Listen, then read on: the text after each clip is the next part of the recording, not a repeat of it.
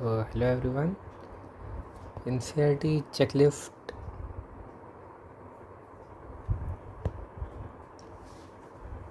अगर मैं एनसीईआरटी की हर लाइन का रेफरेंस दूंगा तो प्रोसेस कॉम्प्लिकेट होगा, टाइम भी लगेगा।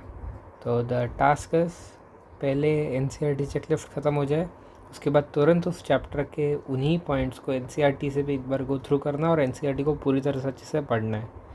तो इतना ही है तुम्हारा काम। आगे बढ़ते हैं। शुरू करते ही फर्स्ट पेज पे तुमको जो पैसेज दिखेगा उससे शुरू करते हैं। रिडक्शनिस्ट बायोलॉजी, फर्स्ट टर्म, जो कि नहीं पूछा जाएगा, मुझको कॉन्फिडेंस है, पर फिर भी बता रहा हूँ क्योंकि इंट्रोडक्शन में दिया हुआ है। किधर कहीं वर्ड आ गया किसी एमसीक्यू में तो प्रॉब्लम हो जाएगी। तो रिडक्शनिस्ट बायोलॉजी मतलब physiochemical approach to study living organisms, इसे रिडक्शनिस्ट बायोलॉजी कहते हैं। और सेल को हम पढ़ते हैं रिडक्शनिस्ट बायोलॉजी के थ्रू। रामचंद्रन हेलिक्स के बारे में स्टार्टिंग पेज में दे रखा है, जिन्होंने triple helical structure of collagen दिया था। ठीक है, शुरू करते हैं। प्लाज्मा मेम्ब्रेन ऑफ प्रोकैरियोट्स और यूकैरियोट्स।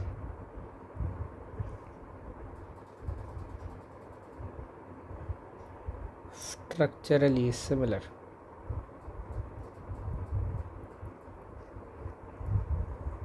फर्स्ट पॉइंट, कौन सा ऐसा ऑर्गेनल है, या फिर ऐसा बोलेंगे कौन सा ऐसा पार्ट है जो प्रोकैरियोट और यूकैरियोट दोनों में स्ट्रक्चरली सिमिलर है। आधे बोलेंगे राइबोसोम, जो कि गलत हो जाएगा। राइबोसोम 70S में होता है, 80S यूकैरियोट्स में होता है। तो जो आंसर होगा वो प्लाज्मा मेम्ब्रेन होगा। फिर बात करते हैं मीसोसोम के फंक्शन की। तो मीसोसोम का फंक्शन होता है cell wall formation, DNA replication, cell duplication, respiration, secretion. Odd one out में फंक्शन निकाल सकते हो वो लोग। और कुछ बच गया, increase in surface area and enzymatic formation.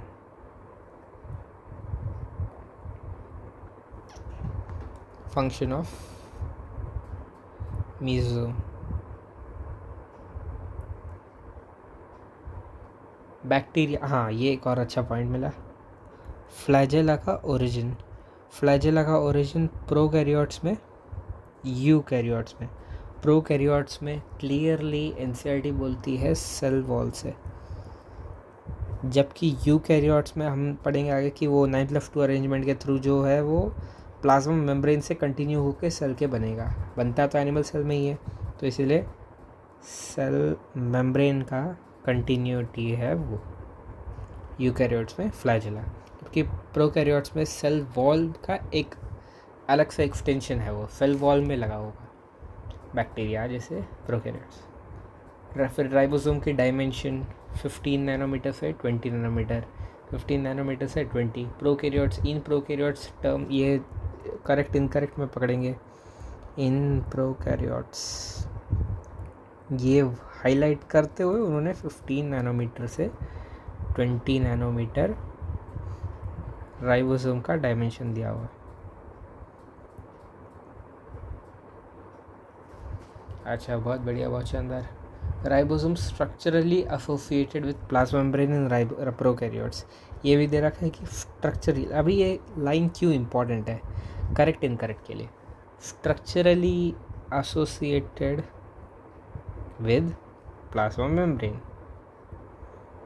अब ये लाइन तुरंत प्लाज्मा मेम्ब्रेन से क्यों एसोसिएटेड होगी, किस में एसोसिएटेड होगी, स्ट्राइक नहीं होता है। करेक्ट इनकरेक्ट में प्रॉब्लम हो सकती है, इसीलिए in prokaryotes ribosomes are structurally associated with plasma membrane, NCERT की लाइन है। आगे बढ़ते हुए, इंक्लूजन बॉडीज़ जो है वो सिर्फ प्रोकैरियोट्स में प्रेजेंट है, not bound by any membrane system. Inclusion bodies जिनको कहते हैं वो सिर्फ प्रोकैरियोट्स में प्रेजेंट है, यूकैरियोट्स में इंक्लूजन बॉडीज़ नहीं कहलाते। ग्रैनुल्स प्रेजेंट हो सकते हैं, न्यूट्रिएंट्स प्रेजेंट होते हैं, पर एज इंक्लूजन बॉडीज़ नहीं प्रेजेंट होते। Gas vacuoles are found in photosynthetic bacteria, ये भी ठीक है, सबको पता है गैस वैक्यूल्स फोटोसिंथेटिक बैक्टीरिया में मिलते हैं। ओनली एनसीईआरटी ने ओनली टर्म नहीं दिया हुआ है, ठीक है। All eukaryotic cells are not identical, अच्छा मिल गया।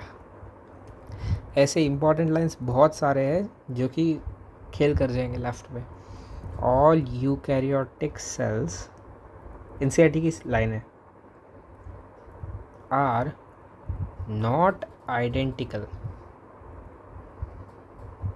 विच फाउंड्स कन्फ्यूजिंग कि सारे यूकैरियोटिक सेल्स में तो सारे ऑर्गन्स है, आर नॉट सिमिलर लिखा होता तो वो गलत होता स्टेटमेंट, क्योंकि all eukaryotic cells are similar, organelle same है, कॉम्पोजिशन सेम है, सब सेम है, पर आइडेंटिकल है क्या? नहीं। तो all eukaryotic cells are not identical, ये स्टेटमेंट सही है।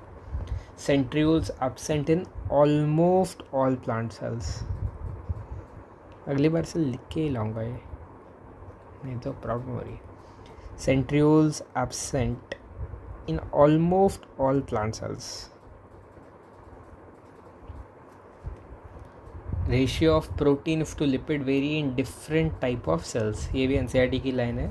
सब में सेम होगी क्या? नहीं। 40% lipids, 52% carbohydrates, yes sorry proteins, 52% proteins, 52% protein, 40% lipids. ये प्लाज्मा मेम्ब्रेन ऑफ आरबीसी है, human mammalian RBC.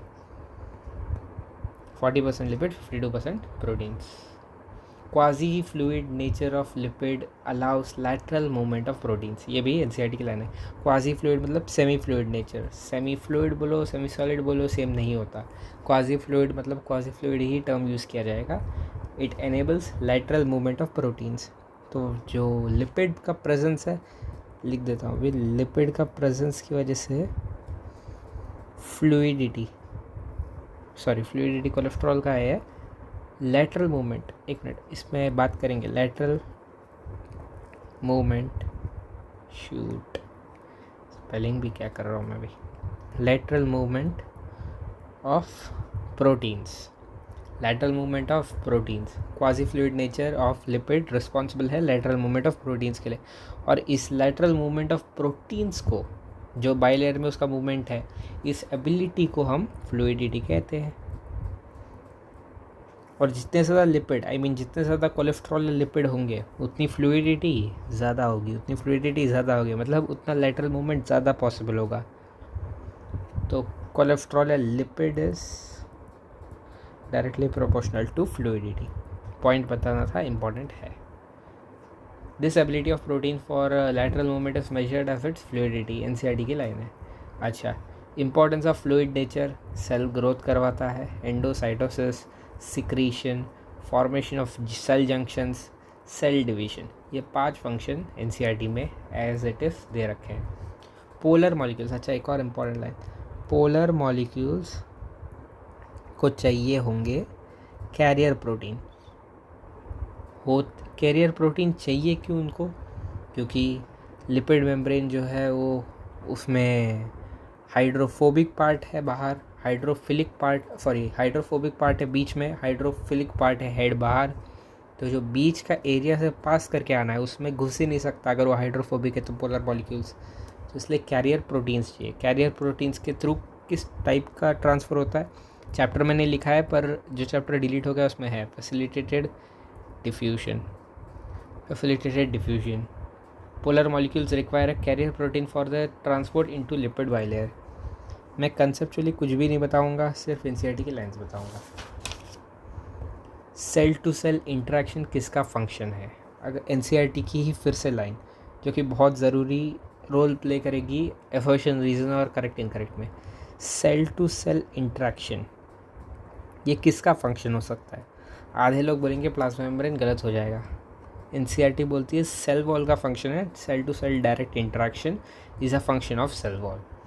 Barrier to undesirable molecules, वो भी सेल वॉल है। अब इसका कोई डायरेक्ट रीज़न नहीं बोल सकते, पर अगर सेल टू सेल, एक सेल है उसके अराउंड ये सेल वॉल है, ये दूसरी सेल है उसके अराउंड सेल वॉल है, तो कम्युनिकेशन जो है वो इन दोनों के बीच में इसके सेल वॉल से जाएगा, इसके सेल वॉल में आएगा, फिर इसके प्लाज्मा मेम्ब्रेन में आएगा। तो इनडायरेक्टली सारे सेल्स को जोड़ के रखने वाला, सारे सेल्स को एक रखने वाला सेल वॉल है। तो इसलिए सेल टू सेल इंटरेक्शन का रीज़न फंक्शन सेल वॉल का है। बहुत बढ़िया। फिर प्राइमरी वॉल और सेकेंडरी वॉल, जो कि हमेशा कंफ्यूजिंग होता है। प्राइमरी वॉल वो है जो बाहर के साइड पे है, सेकेंडरी वॉल अंदर के साइड पे होती है, इनर साइड पे सेकेंडरी वॉल होती है, प्राइमरी वॉल बाहर होती है। प्राइमरी वॉल बाहर होती है सोच के लोगों को लगेगा कि वो ग्रो नहीं कर सकती, पर it is capable of growth. Primary है capable of growth, capable of growth in young plants. NCERT की लाइन है capable of growth in young plants. ये एनाटॉमी में भी आता है। प्राइमरी वॉल जो है वो capable of growth in young plants. Primary wall mature होके हार्डन होके जब इधर डिपोजिशन होने लगते हैं सुबरेन लिग्निन के, तभी वो सेल अंदर से मर जाता है। ठीक है, ये पॉइंट ठीक है, ये ठीक है, छोड़ो, ऐसे बता ही देता हूँ। केपेबल ऑफ ग्रोथ, यस, ठीक। Plasmodesmata connect cytoplasm of neighbouring cells, ये बात भी बिल्कुल सही है। इलेक्ट्रॉन माइक्रोस्कोप में ER दिखता है। अगर पूछेंगे कौन से में से पूछेंगे तो नहीं, पर करेक्ट इनकरेक्ट में कभी भी कुछ भी कर सकते हैं। किस माइक्रोस्कोप में दिखता है ध्यान में रहना चाहिए, इलेक्ट्रॉन माइक्रोस्कोप में। छोटे छोटे ऑर्गेनल्स तो सारे इलेक्ट्रॉन माइक्रोस्कोप पे ही दिखते हैं। ER माइटोकॉन्ड्रिया भी इसी में दिखता है स्टेन करने के बाद। ER इज टाइनी ट्यूबुलर, देखो कीवर्ड्स ध्यान में रखो, tiny tubular structures scattered in cytoplasm. Tiny tubular structures scattered, keyword जहाँ ये मेजर प्रॉब्लम हो जाएगी, स्कैटर्ड इन साइटोप्लाज्म। आधे लोग करेक्ट इनकरेक्ट में लॉजिक लगाएंगे कि स्कैटर्ड कहाँ है, न्यूक्लियस के अराउंड सर्कुलेटेड होती है। एनसीईआरटी ने स्पेशली लिख रखा है स्कैटर्ड इन साइटोप्लाज्म, तो ध्यान में रखना ये बात।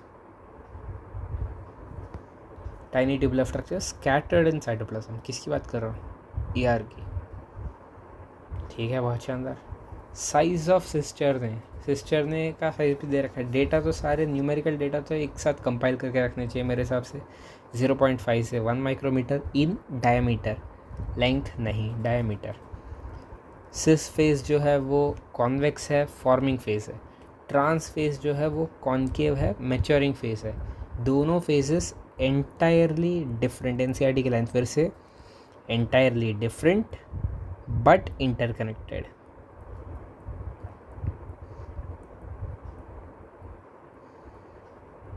एंटायरली डिफरेंट बट इंटरकनेक्टेड, इसका मतलब क्या है, एक सिस फेस एक ट्रांस फेस, दोनों के बीच में सब्सटेंस का ट्रांसपोर्ट होता है, पर ये एक अलग ये है फेस है और ये एक अलग फेस है। कॉन्वेक्स सिस फेस है, कॉनकेव ट्रांस फेस है। ट्रांस फेस में मैच्योर होके मतलब सामान जो है पैक होके बाहर निकलता है, जहाँ पे सामान अंदर जाता है इनटू द गोल्जी, वो फॉर्मिंग फेज है। ठीक है, बहुत बढ़िया। हाँ, ये भी इम्पॉर्टेंट है। गोल्जी जो है उस दोनों काम कर सकता है, outside transfer that is outside the cell, और इंट्रा सेलुलर दोनों भी कर सकता है गोल्जी। बहुत बढ़िया है। Vacuole single membrane covering tonoplast है वैक्यूल की, सबको पता है। Contains water sap, excretory product, other materials not useful to the cell. फिर से एनसीईआरटी की लाइन जहाँ प्रॉब्लम कर जाती है, नॉट यूजफुल टू सेल, अर्थात ऐसी चीज़ें जो एक्सेस में है सेल में, जो चीज़ें सेल को नहीं चाहिए, जो अभी यूज़फुल नहीं है, ऐसी चीज़ों को भी स्टोर करने का काम करता है वैक्यूल। इसमें ही आ जाता है एक्सक्रीटरी प्रोडक्ट भी, जो कि लिख भी रखा है उन्होंने, water sap excretory product, other materials not useful to cell. Ions are actively transported into vacuole. फिर से इम्पॉर्टेंट पॉइंट, आयॉन्स जो है वो एक्टिवली ट्रांसपोर्ट होते हैं। एक्टिवली क्यों ट्रांसपोर्ट होते हैं, इसका मतलब क्या है, कॉन्सेंट्रेशन ऑफ आयॉन्स वैक्यूल में ज़्यादा है as compare to cell cytoplasm. Cytosol, cell cytosol से ज़्यादा कॉन्सेंट्रेटेड है आयॉन्स वैक्यूल में, इसलिए एक्टिव ट्रांसपोर्ट के थ्रू उसको पंप किया जा रहा है अंदर वैक्यूल के। डिस्कशन ख़त्म, माइटोकॉन्ड्रिया शुरू।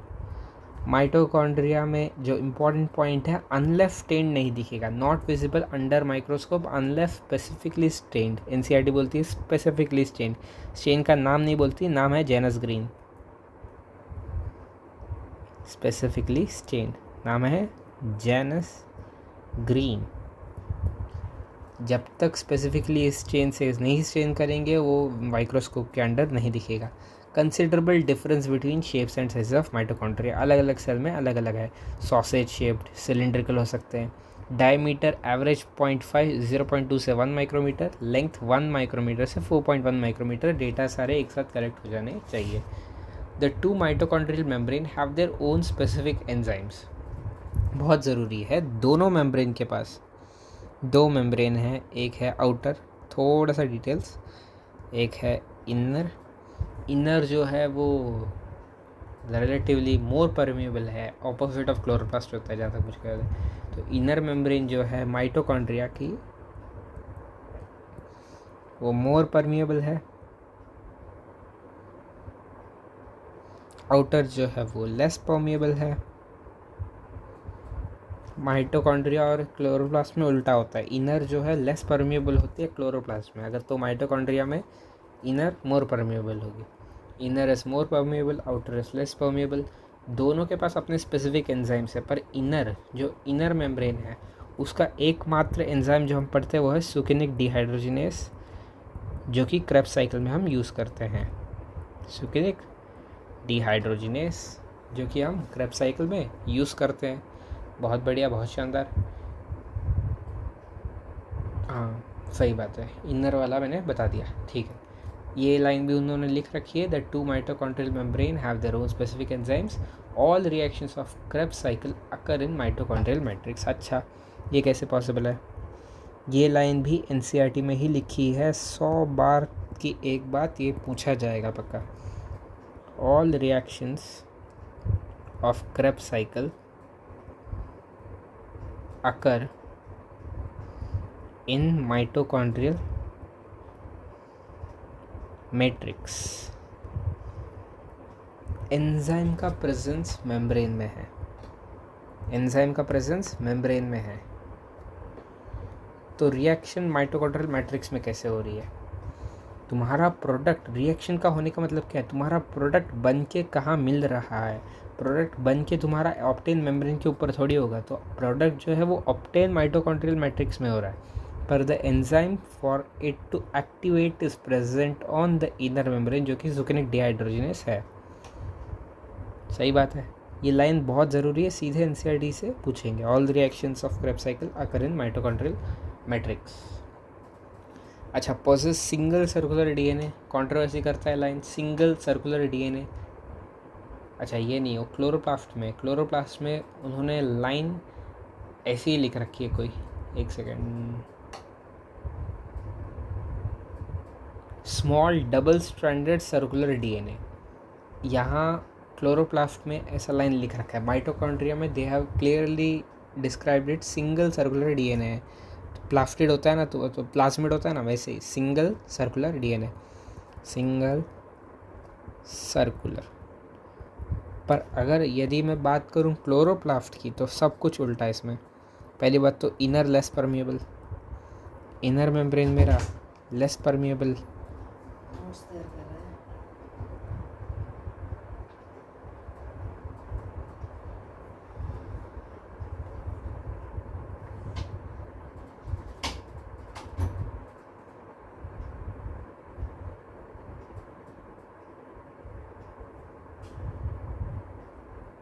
अच्छा पहले बात तो क्लोरोप्लास्ट में इनर मेम्ब्रेन लेस परमिएबल है।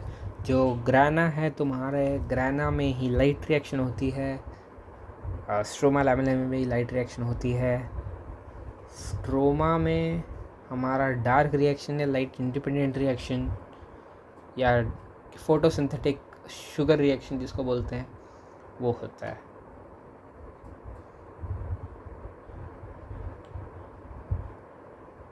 इन जनरल अगर मैं प्लास्टिड की पहले बात कर लूँ तो उसमें एक आता है क्रोमोप्लास्ट भी आता है। क्रोमोप्लास्ट स्टोर्स, एक मिनट, हाँ, stores fat soluble carotenoid pigments. उसमें लिख रखा है फैट सॉल्युबल, जो पॉइंट के लिए मैं ये यहाँ पे आया हूँ वो है फैट सॉल्युबल कैरोटीनॉइड पिगमेंट्स। क्या बोला मैंने? Fat soluble carotenoid pigments. जो पूछेंगे वो क्रोमोप्लास्ट पे केराटिनॉइड होता है, कोई भी हाँ बोल देगा, पर फैट सॉल्यूबल, ये पॉइंट ध्यान में रखने वाली बात है। Inner membrane is relatively less permeable, length दे रखी है, विड्थ दे रखी है, नंबर दे रखा है सारे डेटा में। ग्रेना और intergranal thylakoids, stroma of chlorophyll contain enzyme for synthesis of protein. अच्छा, एक और अच्छी लाइन, अपना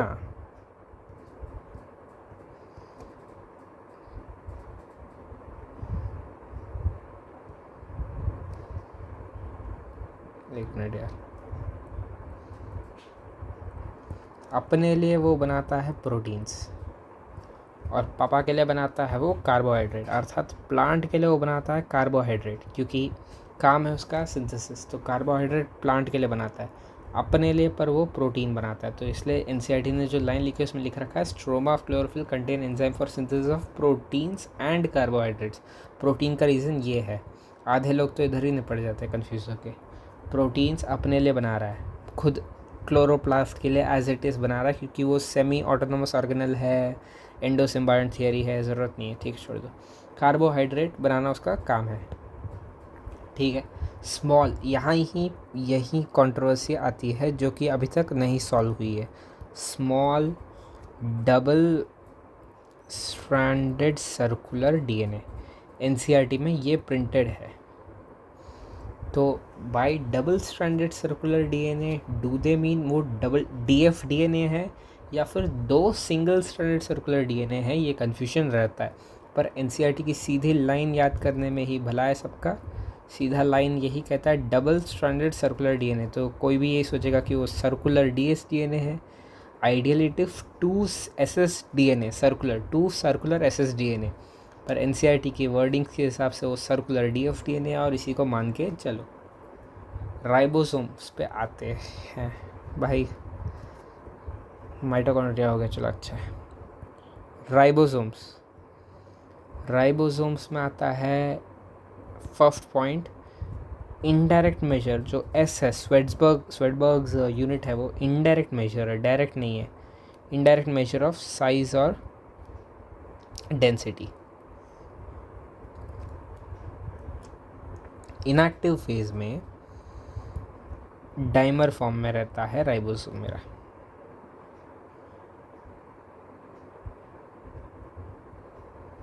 जिसको 2 सब यूनिट्स फॉर्म में, डाइमर फॉर्म में, अच्छा डाइमर बोल दिया क्या, सॉरी। इनएक्टिव फॉर्म में 2 सब यूनिट के फॉर्म में रहता है, पर जब उसको एक्टिवेट किया जाता है, जो कि हम जेनेटिक्स में पढ़ते हैं, एक्टिवेट होने पर डाइमराइज होता है। और ये डाइमराइज होने के लिए Mg2+ कॉन्सेंट्रेशन चाहिए। अगर Mg2+ कॉन्सेंट्रेशन कम है तो सब यूनिट्स के फॉर्म में रह जाएगा। अगर Mg2+ ज़्यादा हो गया तो ऐसे 2 सब यूनिट जुड़ गए, फिर अचानक से दूसरे राइबोसोम से भी जुड़ गया और पता नहीं म्यूटेशन हो जाएगा।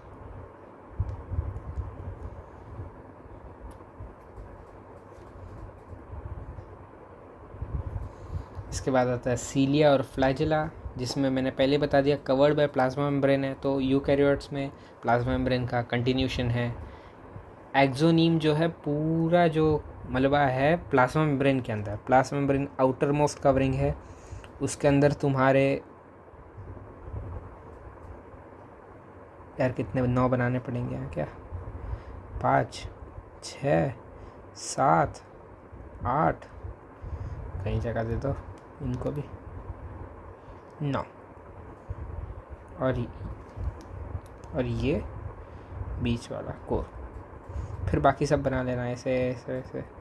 मैं ये बताना चाह रहा हूँ एक्सोनीम वो, ये अगर ये प्लाज्मा मेम्ब्रेन है तो इसके अंदर जो कुछ भी है ये सब ही एक्सोनीम ही कहलाता है। 9 रेडियल स्पोक्स है, प्रोटीनेशियस है, हब है, इसमें तो हब भी नहीं होता, रेडियल स्पोक्स है जो प्रोटीनेशियस है, इंटरडबलेट ब्रिजेस है जो लिंकर प्रोटीन से बनते हैं, जिनको नेक्सिन प्रोटीन्स बोलते हैं। एनसीईआरटी में नहीं दे रखा है तो छोड़ दो। बेसल बॉडीज़ जो होते हैं वो पेरेंट होते हैं सीलिया फ्लैजेला के। बेसल बॉडीज़ के थ्रू सीलिया फ्लैजेला में 9+2 अरेंजमेंट होता है, बेसल बॉडी में 9+0 अरेंजमेंट होता है। Basal bodies give rise to flagella and cilia करके एक लाइन भी दे रखी है, ठीक है, बहुत बढ़िया। पेरिसेंट्रियोलर मटेरियल को हम एमॉर्फस फॉर्म में बोलते हैं, जो कि दो सेंट्रियोल के साथ मिला के सेंट्रोसोम बनाता है, मतलब दो सेंट्रियोल और पेरीसेंट्रियोलर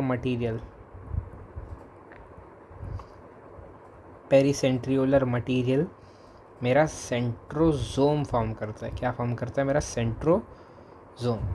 बहुत बढ़िया। Centriole basal body of cilia flagella centriole होता है। बेसल बॉडी सेंट्रियोल दोनों भी 9+2 ही अरेंजमेंट में होते हैं। Spindle fibre gives rise to spindle apparatus। अच्छा, ये भी इंपॉर्टेंट पॉइंट है। स्पिंडल apparatus क्या होता है मेरा? स्पिंडल apparatus होता है मेरा spindle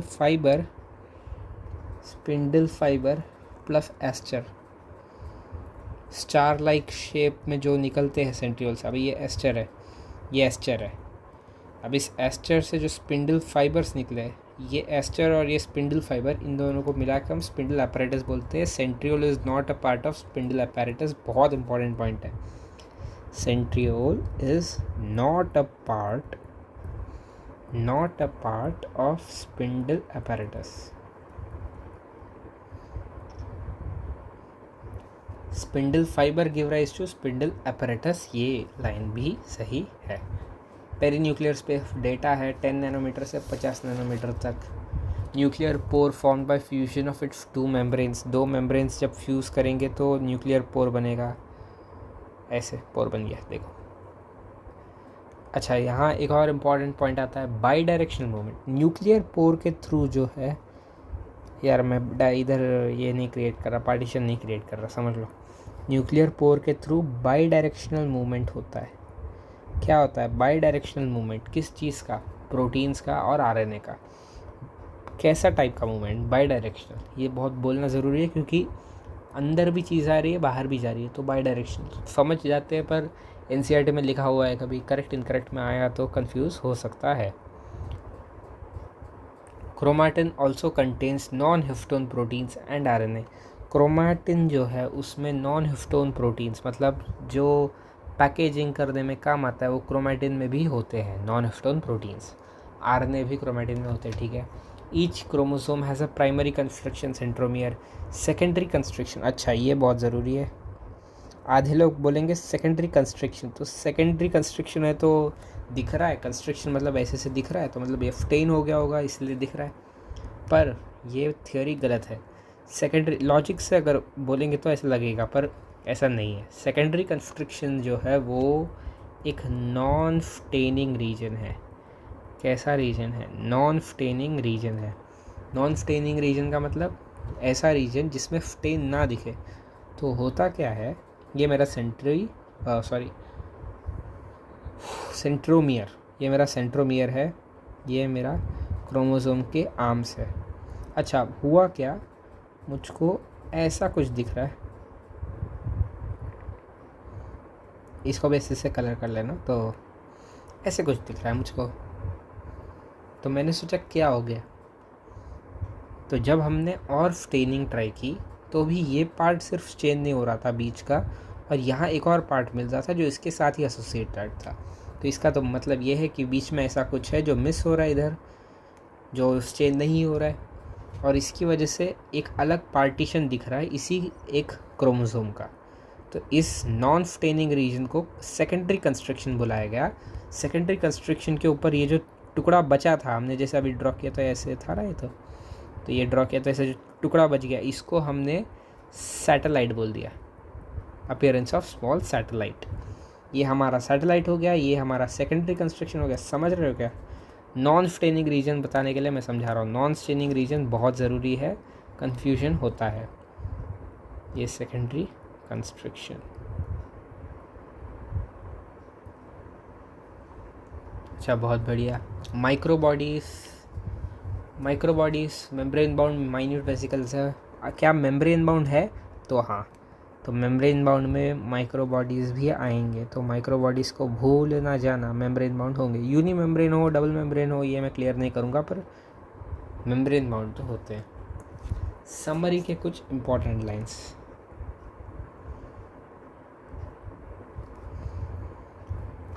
ER helps in transport of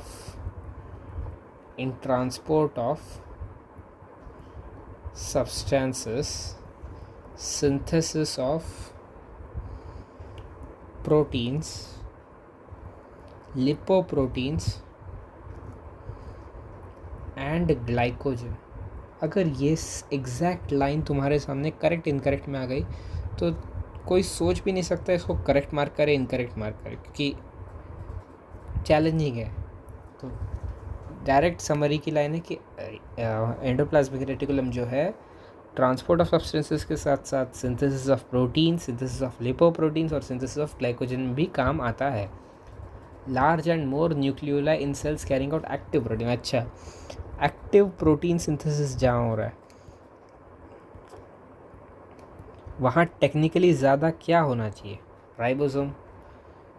अच्छा, राइबोसोम ज़्यादा होना चाहिए। राइबोसोम बना किससे है? RNA। तो ज़्यादा RNA होना चाहिए। ज़्यादा RNA कब होगा? जब ज़्यादा RNA बनेगा। और ज़्यादा RNA कब बनेगा? जब मोर न्यूक्लियाई होंगे। ख़त्म। लॉजिक से इस एक स्टेटमेंट को हमने क्लियर कर दिया। ये लाइन कंफ्यूज करती है लोगों को करेक्ट इनकरेक्ट में कि large and more nuclei in cells carrying out active protein synthesis, correct या नहीं? सही बात है, बिल्कुल करेक्ट है, होना ही चाहिए। ज़्यादा न्यूक्लियाई होंगे तभी एक्टिव प्रोटीन सिंथेसिस होगा। तो ये भी एक पॉइंट था ध्यान रखने के लिए। इसके साथ हमने सेल चैप्टर के, cell unit of life chapter के सारे इम्पॉर्टेंट पॉइंट्स जिनको टच करना ज़रूरी है सारे टच कर लिए। Crisp points. देखो, NCERT चेकलिस्ट का मेजर एम यही है। अभी जाओ, ये पॉइंट्स देखे हैं, इससे पहले तुम ये पॉइंट्स देखने से पहले तुमने पढ़ी होनी चाहिए थी NCERT। अगर नहीं पढ़ी है तो अभी जाओ, इन्हीं पॉइंट्स को NCERT में भी ढूंढो, हाईलाइट करो, मार्क करो। मैं कहूँगा रट लो, क्योंकि टेक्स्ट के बिटवीन का क्वेश्चन है। असर्शन, रीज़न, करेक्ट इनकरेक्ट में सीधे आएगा, डायरेक्ट क्वेश्चन प्रेडिक्टेड। और ऐसे पॉइंट्स है जो शायद तुम कभी सोचो भी नहीं। अभी जैसे रिडक्शनिस्ट बायोलॉजी, कोई सोचेगा पर पता नहीं कल को टर्म डाल दिया, NTA कुछ भी कर सकता है, तो टर्म डाल दिया तो कोई क्या ही कहे। तो this is it, thank you.